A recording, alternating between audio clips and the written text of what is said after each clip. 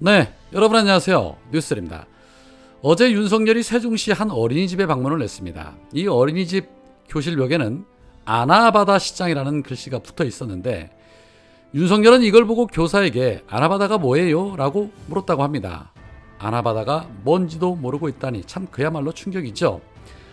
1997년 IMF 당시에 범국민적으로 엄청나게 인기를 모았던 재활용 캠페인인데 이걸 모르고 있다는 거 그저 놀라울 따름입니다.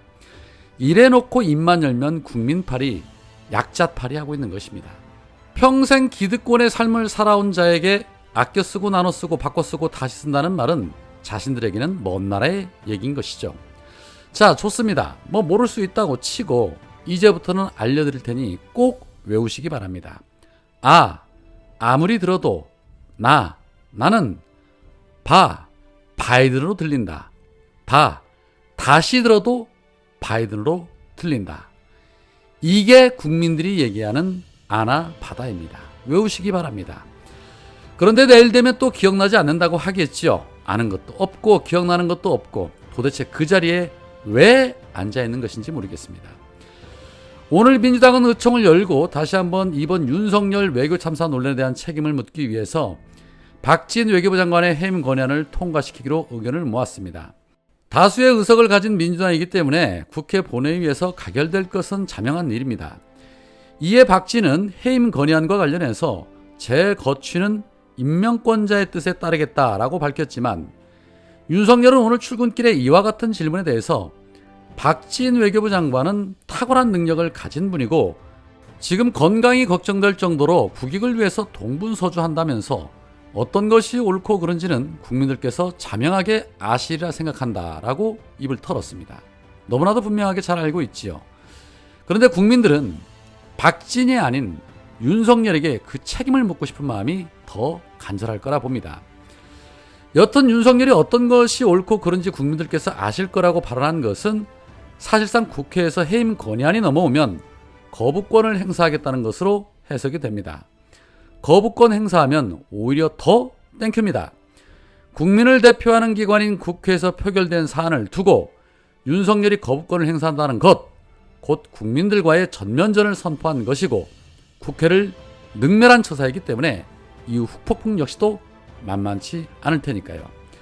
논란은 더 거세질 것이고 국정 동력은 더 약화될 것이기 때문입니다. 땡큐죠.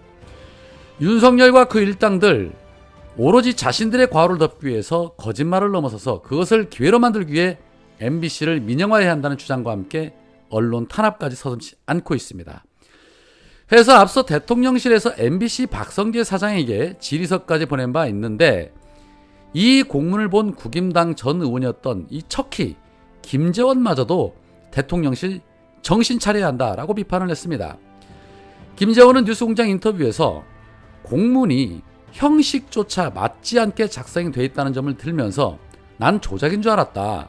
대통령 비서실 직원들이 너무 나태해져 있다라고 비판을 냈습니다.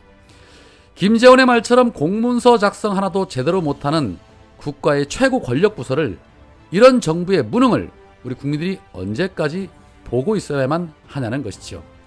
이거는 나태가 아니라 무능을 보여줌과 동시에 권력 기관으로서의 오만을 보여준 것입니다. 오죽하면 김재원 같은 자마저도 이런 소리를 하겠습니까? 본인이 보기에도 한심스러운 것이죠. 자, 그리고 공문 내용을 들여다보면 저게 취조인지 질의서인지 한눈에 확인할 수가 있습니다. 답변 부탁드립니다가 아니라 답변 똑바로 해 이렇게 보여집니다. 뿐만 아니라 이들은 MBC를 압박하기 위해서 법세련 대표였다가 서울시 의원까지 된 이용배 등을 통해서 MBC를 경찰에 고발까지 했습니다. 고발만 전문으로 하던 자가 시의원까지 돼서도 이 짓거리를 하고 있지요. 여튼 MBC 고발 사건을 접수한 경찰 매우 난감한 기색이 역력합니다. 경찰 관계자는 어제 고발장을 받아서 이제 봐야 하는 상황이라 수사 방향은 아직 모르겠다. 원칙대로 수사하겠다는 말밖에 지금은 할 수가 없다. 우리는 고발장 내용을 토대로 사실 확인을 하는 게 목표다. 윤석열이 비속어를 사용했는지 바이든이라고 언급을 했는지 아니면 날리면이라고 언급했는지 등의 확인 여부는 상황을 봐야 할 것 같다라며 난감한 반응을 보였다고 합니다. 난감해도 아주 난감할 것입니다. 사실을 말하자니 윤석열이 문제가 될 것이요, 거짓을 말하자니 국민들이 들고 일어날 테니 난감하겠죠. 김영민 의원이 페이스북에 이런 말을 했습니다. 검찰총장 출신 대통령의 한계, 정치적인 책임과 법적 책임을 질 상황을 구별하지 못한다. 지금은 정치적 책임을 져야 하는데 한 번도 그래 본 적이 없으니 진상규명 운운하는 것이다. 이런 조언도 못하는 혹은 안 하는 국임당이 더 나쁘다라고 말했습니다. 그렇습니다.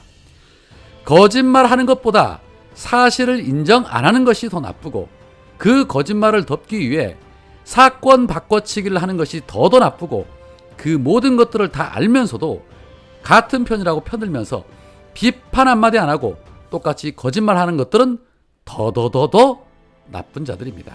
때리는 시어머니보다 옆에서 부채질하는 시누이가 더 미운 것처럼 말이죠.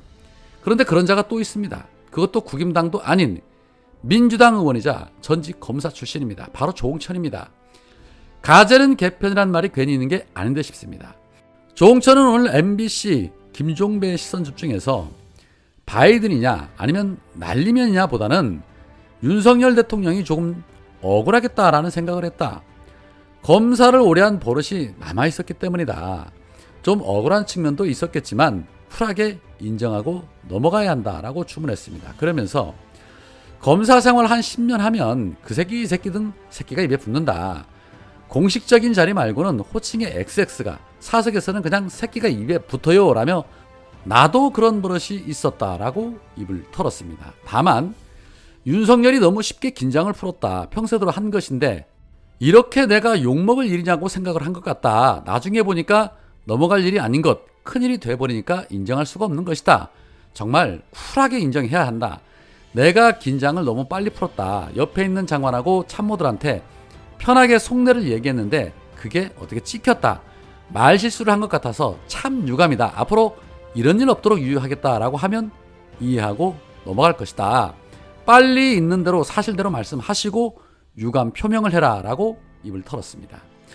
그러니까 조홍천은 검사 생활하면 원래 다 그렇게 입이 거칠다. 그러한 측면에서 평소에 하던 버릇이 나온 것일 뿐인데 윤석열 입장에서는 아무것도 아닌 욕설 논란 때문에 억울할 수 있다라는 소리를 한 것입니다. 욕설이 입에 배면 그게 검사입니까? 아니면 조폭입니까? 아니면 양아치입니까? 검사는 조사할 때 욕을 입에 달고 사나 봅니다. 그러니 아무렇지 않게 방송에서 저런 말을 하는 것이겠죠. 공무원이 입에 욕을 달고 삽니까? 어느 공무원들이 그렇게 욕을 달고 살까요? 그리고 본질은 욕설한 것도 본질이지만 기억이 안 난다. MBC가 나쁘다. 국민 귀가 청각장애가 있다라고 사실관계를 바꿔치기 한 부분이기 때문에 이제는 사과로 안 됩니다. 욕설과 거짓말을 달고 사는 대통령은 국익에 막대한 해를 끼칩니다. 이미 해외 정상들이 저 새끼는 만나면 안 돼. 뒤에서 내 욕할 거야 라고 생각하고 있을 것입니다. 그런데 무슨 외교를 할 수 있단 말입니까? 퇴진만이 정답입니다. 안 그렇습니까? 오늘은 여기까지입니다. 고맙습니다.